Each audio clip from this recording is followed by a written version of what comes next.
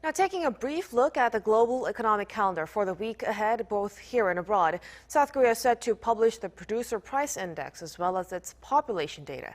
In overseas markets, the U.S. will release its GDP for the first quarter. Seo Eun-kyung has more.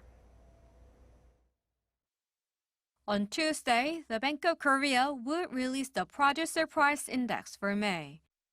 The figure increased for the sixth consecutive month in April, up 0.6% from the previous month. Compared to the same period last year, the index was up 5.6%. The central bank attributed the rise to industrial goods, which increased by about 1%, mainly due to the rising prices of raw materials.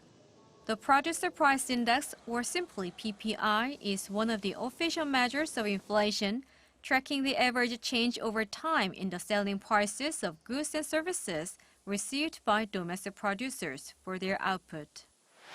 On Wednesday, Statistics Korea will release the country's population data for April.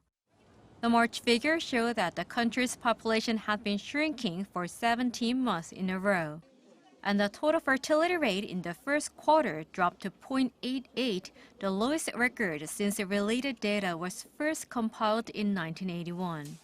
With the number of marriages dropping more than 13% on year, mainly due to the COVID-19 outbreak, on top of economic factors like poor job security and rising housing prices, a fall in population is largely expected to persist for some time. Over in the U.S., the country will announce its first quarter GDP this year. According to the government's latest estimate last month, the U.S. economy grew at a robust annual rate of 6.4% in the first 3 months of this year, unchanged from its initial estimate in April.